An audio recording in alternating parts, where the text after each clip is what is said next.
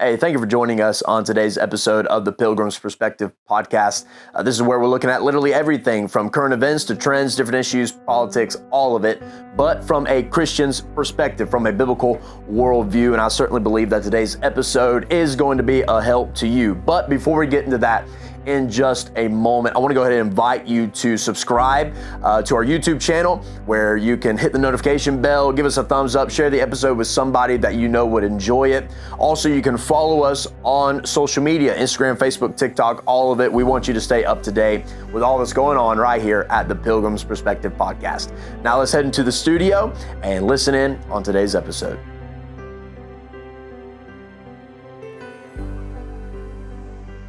All right, let me ask you this. All right, I'll answer. Do you still have milk and bread? No, I don't have. I am out. I'm out of energy drinks. Oh, that's the worst. I'm out of milk. I got eggs though. I got plenty of eggs. That's good. You can live on eggs, but and water. If the power goes out, you can still do raw eggs. Like oh gosh, Rocky Balboa did. I was gonna say, have you ever tried that?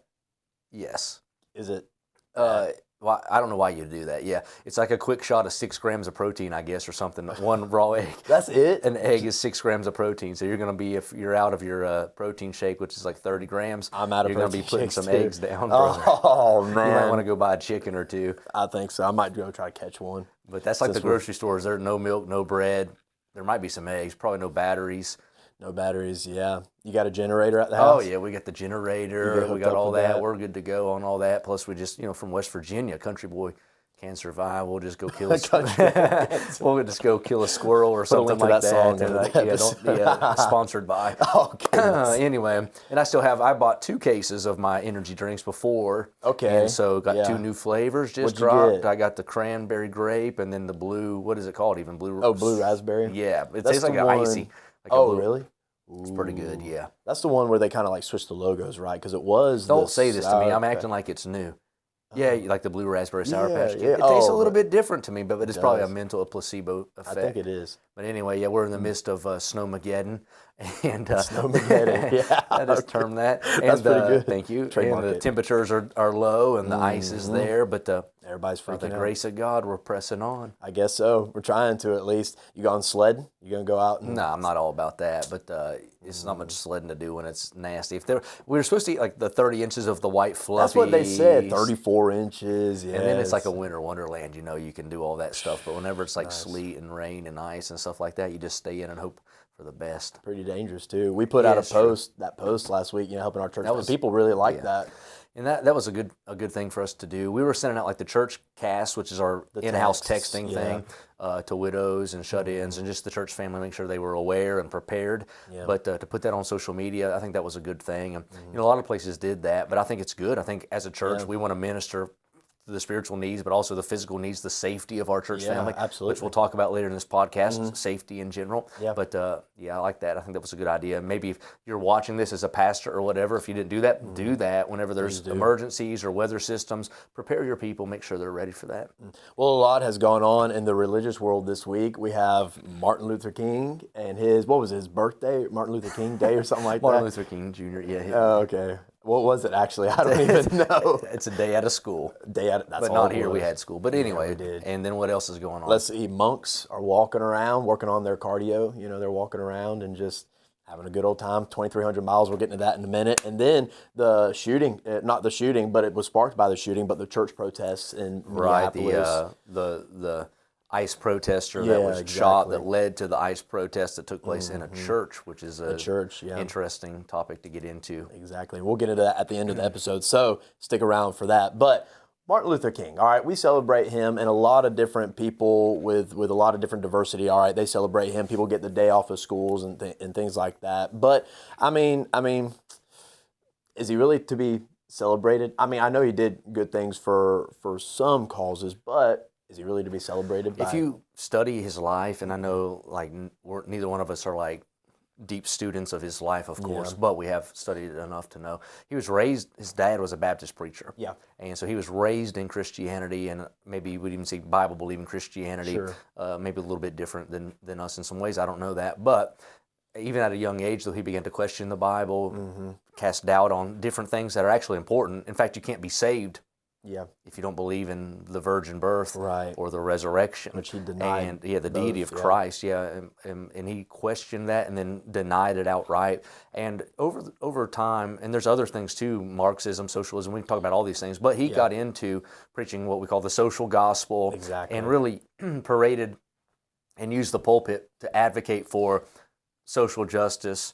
And, we're for civil rights and things of that nature. Absolutely. But if you really dive deep into the life of the man, the doctrine of the man, the deportment of the man, he said you don't judge a man by the color of his skin, but by his character. So if we just judge him by his character and his doctrinal statement, I don't think it's maybe somebody we should be celebrating. Sure. There's a lot of people that can say some things that are good, but we don't need to go over the top and deify the individual. Yeah, exactly. And no man is worthy of that anyway. And so I think that what we see happening even with the ICE protests and other things, if he were alive today, he'd probably be a part of that. He would be, for sure. I read a statement where somebody was describing him, and he really looked at Jesus, obviously not as the Son of God, but more as like a moral compass or a great moral figure to pattern your life after. And I think that is a huge, I guess you could say, trend, or just kind of like maybe a principle or whatever,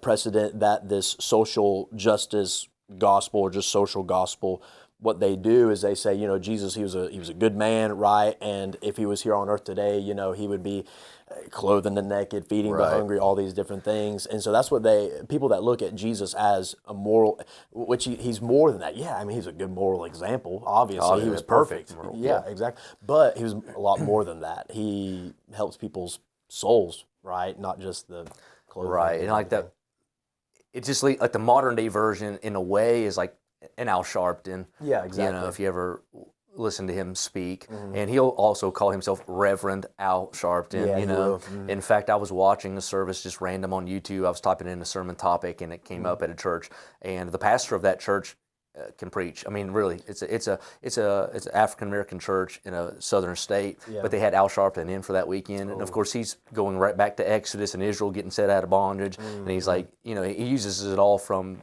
his cultural perspective. He looks at the scripture through the lens of personal experience and cultural slant and even racial slant, which is like progressive Christianity. Progressive Christianity. It all ties into the last episode. If you didn't hit it, go back and watch the last episode. But that is why, we don't make too much over people like that. Right. Of course, we don't make too much over people.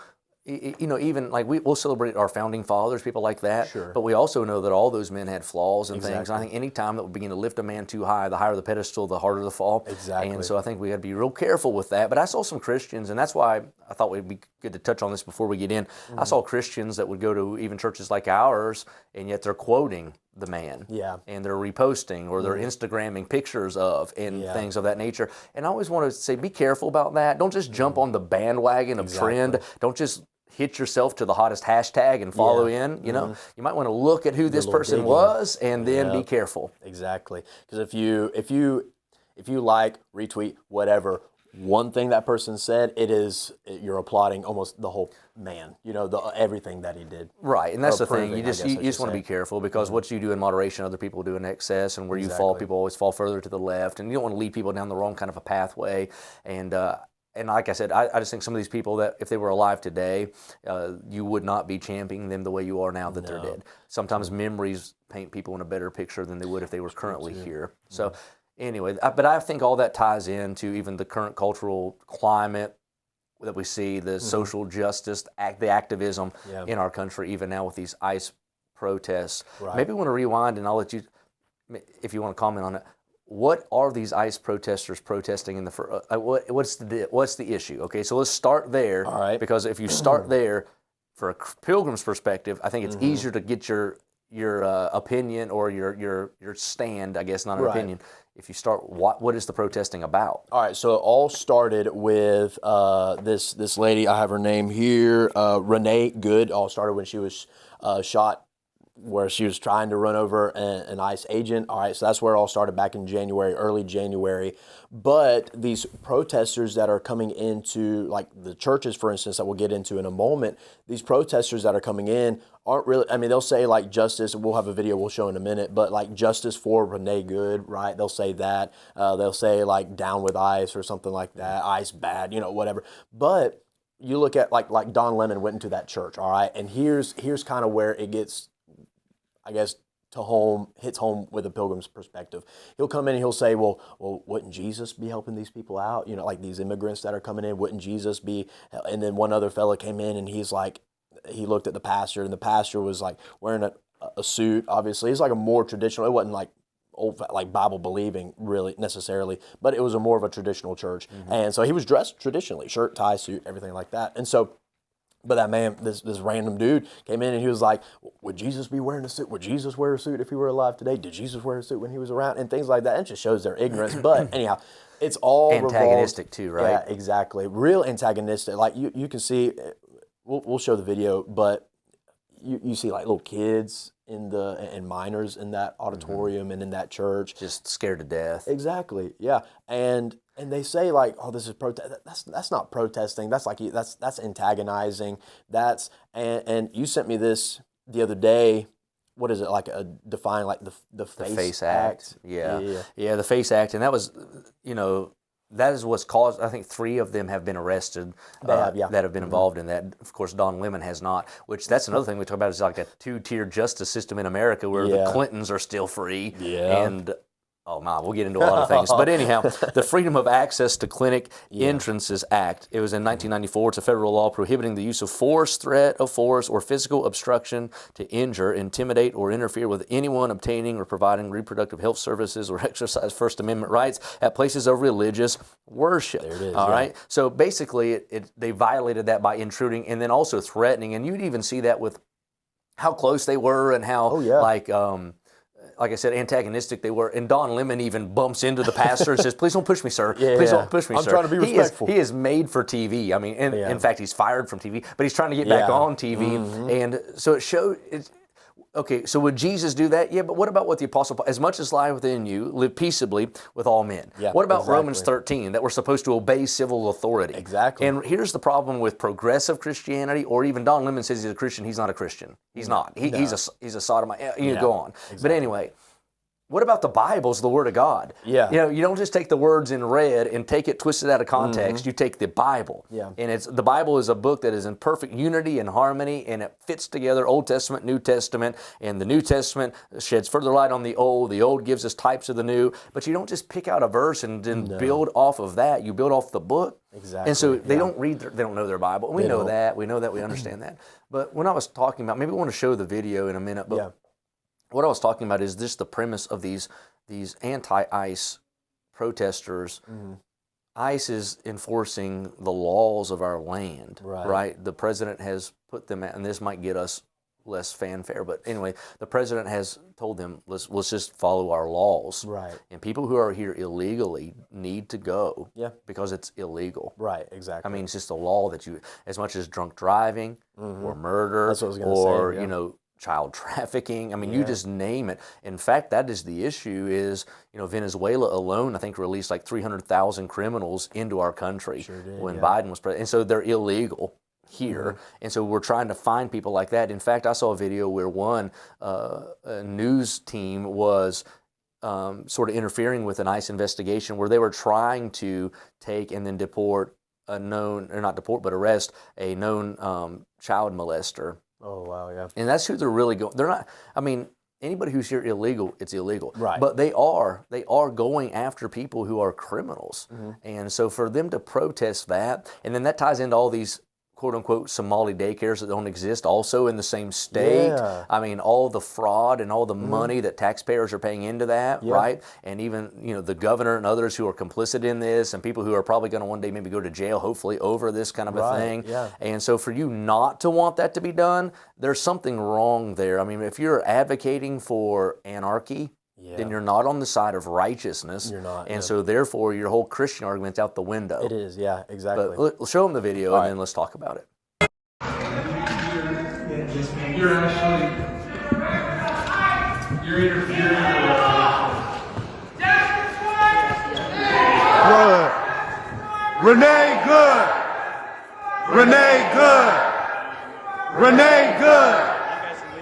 Renee, good. Renee, good. Renee, good. Renee, good. Ice out. Ice out. Ice out. Ice out. Ice out. You're actually, you're interfering Do you think that what we just saw and what we have seen in that church, all the different videos, would that almost be like a form of like church persecution today, at least for America? It is interesting to me that they chose to do it on Sunday. Yeah, exactly. Because, and the reason they would say that is the pastor is tied with, Yeah, that's to what they ICE. say, yeah. Well, why didn't they just go to his home, which Yeah. I don't agree with that, no. or why didn't they go to the church office during the week? They waited on purpose for Exactly. Sunday. And so you can't tell me that there weren't motives to that, Oh, for that sure. they wanted to show up during a church meeting, and also they knew there'd be more people, it'd be more publicity, good or bad. But you watch that video and you see how it affected the families. And here's something that was interesting to me too. That church was multicultural. Yeah. I watched that video and I saw people from different countries, ethnicities, skin colors who are parts of that church. Yeah. That church really was a perfect representation of America. Yeah. People who came here did it right, Exactly. legal. They're from different countries. They're not fearful of deportation because they're here legally. They did it right, and they're yeah. welcome, and they're thriving. They have jobs. They're attending worship, whatever. And so you can't tell me that this is a racist country. It is not. It is a melting pot. Our country is Exactly. made up of so many different, and we welcome them all. Yeah. And we celebrate them all. I mean, we eat tacos 400 days a week. We sure I mean, I love it. I want it. I mean, I like it all. We're for it. We're just not for breaking the law, because That's the God is thing. the author of authority. God's the giver Yeah. of the law. An attack on the law, an attack on authorities, an attack on God. That's the whole American dream, is that you can come from anywhere, you can come here, you can do it right, you can become a citizen, embrace your culture, yeah, fine, and then also embrace the culture that we have here. But that's what the American dream is in a whole. You can come, you can be successful, you can literally build from the bottom up, you can come in knowing nobody, owning nothing, but put in the work, put in the effort, do it right, do it legally, and the next thing you know, you're successful, you have a family, all these different things. And that was what made America great. Yeah. And that's what will keep America great, is people who come here and they want to work and provide, and the American dream, let it live on. You know what I mean? I'm going to get a job, I'm going to have a house, I'm going to raise a family. Yeah. And then people would say, yeah, but that's easier for you to say because you're this, that, or the other. No, listen, it's like that for anybody who wants to get out there and work. You think about it, just do right. And I believe that, not only does the government enable you to be blessed, but God will bless that. If a man won't work, he ought not eat. That's the Bible, yeah. Anyhow, you saw those protests. Something that I thought we should talk about, very serious, from that topic, is how easy that crowd got into that church building. They just walked right in. I hope that if you're a pastor, you're still watching this, and if you're watching this and your pastor hasn't seen this, maybe tell them to tune about at this point or watch all of this episode. But they should never have gotten into the building. No. So talk to me a little bit about that, like what happened, or what didn't happen, or what should have happened, or what could have happened, or how does something like that take place? Why did they get into that church in the first place? Well, we have seen this a lot, especially with schools. And again, this is a very serious topic. Schools and shooters and gunmen will get it just right into a school, and that's awful. That's horrible. But now we have seen it, and maybe it's always happened, or maybe just here and there. But we've seen that a lot recently with people coming into churches, and it's to me it's a god awful thing. I mean, people are in there, they're minding their own business, they're worshiping the Lord, and then people can just easily, and it's because, all right, here's what I think. It's a couple things. Number one, I think people are still under the persuasion it could never happen to me. Right. It could never happen here. You can't take that chance anymore. No. It can happen anywhere at any time, especially like this pastor, as it seems, he took a stand. He takes a stand on traditional marriage. He takes a stand on, obviously, on what we've been talking about today with legal immigration. So that's where the persecution thing we talked about, all of those things are so anti-woke culture. It is. That now they would label that as like, in fact, they call that like almost like hate speech, Nazism, whatever, exactly. even the fascism thing. Yeah, They that's throw what I was words thinking. around so flippantly, not knowing that we talk about that Charlie Kirk assassination, but it's because what people said about him, and then those words mean something to people. Exactly. And that fella, that guy who shot him, reads these things as propaganda, and then gets this misconception in his mind. It matters. And you're right. That pastor, he take a biblical stand. It automatically puts you on a hate list, for the world. Yeah. And I was in Texas.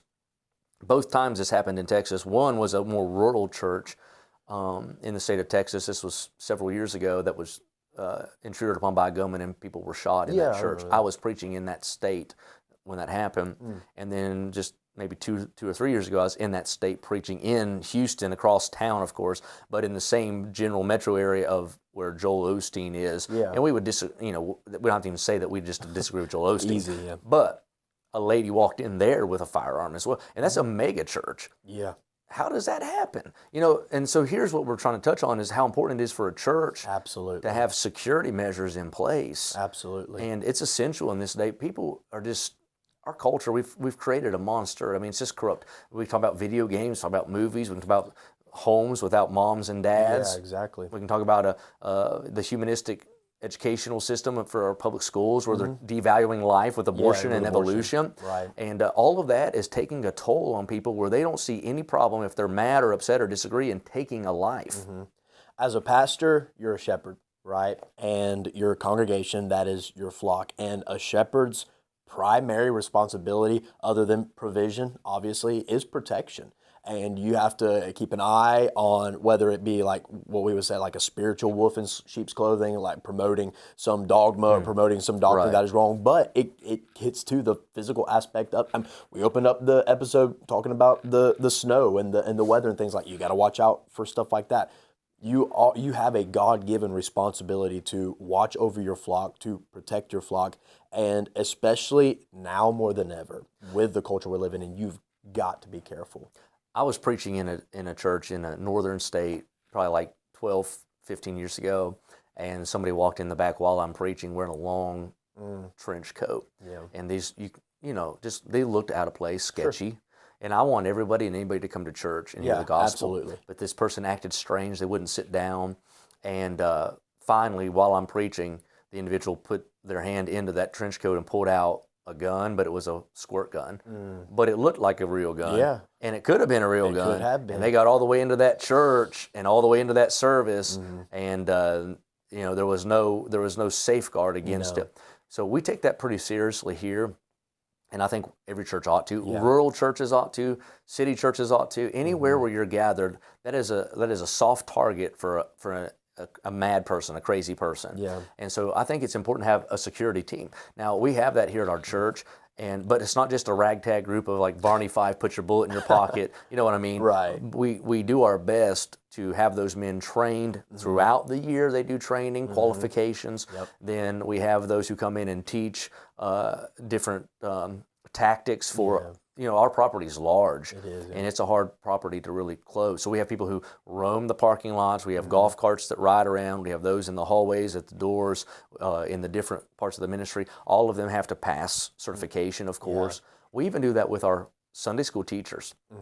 Our bus workers. We don't just let everybody, for security, work with children. We make them take what we call the CAPS class, and they have to go to that class and graduate that class. They have to do background checks and be fingerprinted, and we're very tight on that kind of a thing because we're just not going to take that chance. Anybody can come to church, but not everybody can serve, and not everybody can have a leadership position, but we want to make sure that our flock is safe. Safe spiritually, but also just safe physically. All it takes is one allegation. That's it. All it takes is for one person to say, well, all it takes for one child, maybe even well-meaning, not even thinking, to say, he did this or she did this, and it could blow up. You've got to protect the name of Christ. You've got to protect your name as a pastor, the name of your church, in your community, in your state, in your area, whatever. And again, I don't think you can be too careful. I mean, you shouldn't have like roadblocks in front of your church. You shouldn't have like a helicopter roaming around or things like that. But you need to have some sort of precaution in place, just in case. Just some basic protocol. Like we have our men out by the door. We have ushers. We have greeters, and then we have men who are just security. that are in the area or in the services. But when our service time starts, the doors lock. Yeah. But we do leave the greeter there by the door during the service to let people in who are late, because it's a Baptist church. People are going to be late, yeah. But if they're coming in, for example, this happened not too long ago, and it's somebody we don't know and has never been here before, and they're bringing like a backpack, then we have the right to ask them to look. Absolutely. And if they don't let us look, then they don't need to come in, or at least the backpack doesn't need to come in. Right. These are just basic things. And we're in the South here. Everybody has a concealed carry permit. So it's a dangerous place to come in with a gun. But that also worries me a little bit. And I'd ask everybody, if you're going to carry to church, you might want to make sure your pastor's okay with it. And it probably will be fine. But you need to be trained on that weapon. I mean, but I thought about that church in Minneapolis, especially there, where these protests are taking place. I'm not second guessing that, and maybe they did have things in place, and I don't know that. Yeah. But I would hope that they would have security there, especially in a hotbed like that. I told you this, I think, but I was talking to a pastor this week, and has a family member who pastors in that same state. Yeah. And the mayor of the town where that individual pastors called him and asked him if he would come in and help. Just be at and attend like a city council meeting, give him some counsel on how to handle this issue, because he was being told anti-ICE protesters were going to come disrupt the council meeting. So that's not something I think that's going to stop. No, I think not. we're going to probably see more. Spread too, For even sure. in different pockets of the country.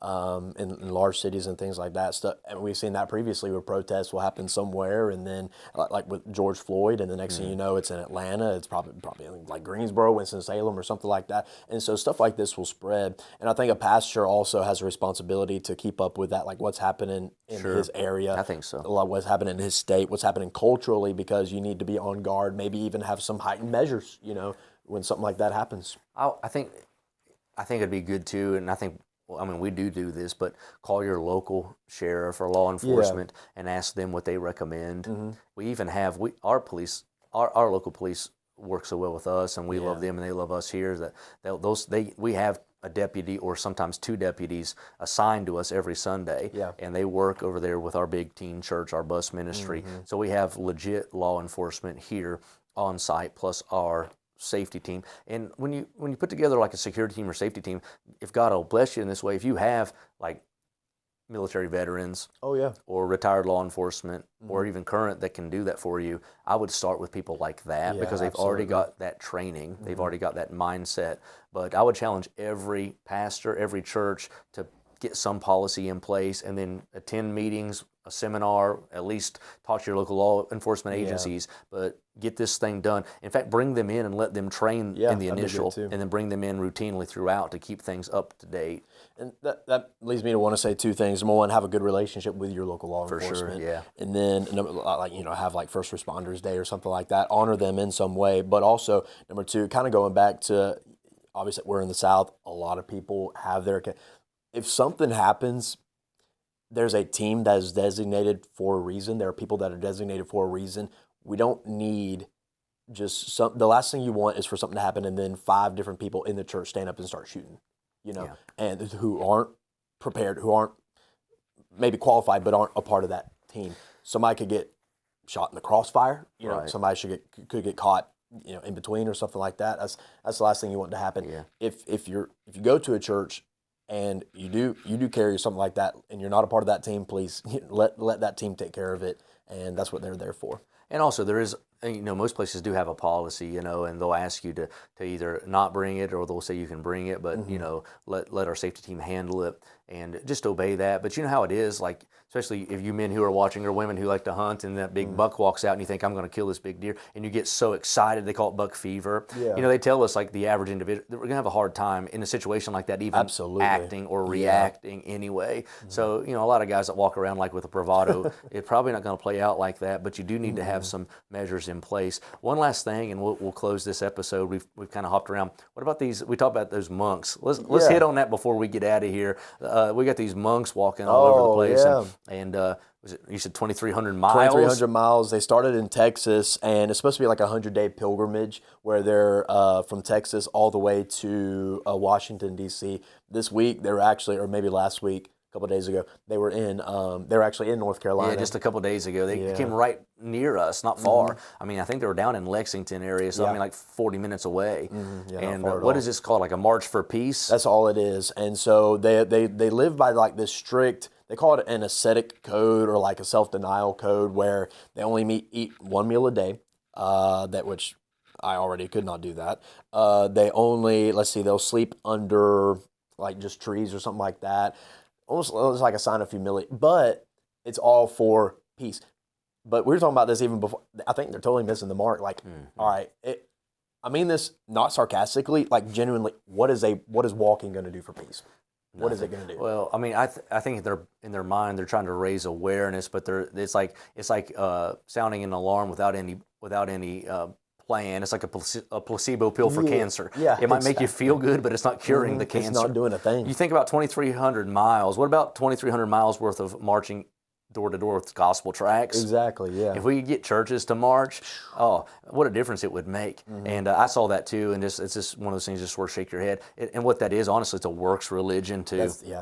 They're trying to earn their way into whatever the afterlife would be they want to be. Yeah, they're wanting to try to get this nirvana thing out of it.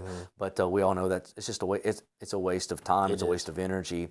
And the sad thing is that there's a lot of people wrapped up in falsehoods like that, and they will think that there's some merit to it. And I've seen people talking about it in a positive way, even folks who claim to be Christians. Like, I wish the church would do that. And the sad thing is some churches do that. All they do is hand out bottles of water and give a coat to cold people and never preach the gospel. Exactly. And no matter what we do, we've got to preach the gospel, because the only remedy for one who's looking for peace is peace. That is the gospel. I mean, it's the gospel. That's the only thing that brings peace. So, I saw that as well. I thought it was fun. That's like that corny joke. Can we use it? You use it. I can't remember it. Use it. What do you call a walking monk? What do you call them? Oh yeah, but it's not even. It's so corny. Like what do you call them? Like a monk that's marching around. It's a Roman Catholic. Calls Catholic, but these aren't Catholic monks. They're Buddhist. They're Buddhist. Yeah. But the joke was just so good, we had to drop it. Them Instagram reels. You gotta love it. That's where you get it. I think we've exhausted this episode. Well, then on that note, thank you so much for joining us today on a Pilgrim's Perspective podcast. If you missed last week's episode, you can go back, watch it, listen to it. Follow us on Instagram, Facebook, TikTok, all the above, YouTube, and subscribe to our podcast as well, whether you like to watch or listen. But again, thank you so much for joining us today. We'll see you again next week on the Pilgrim's Perspective.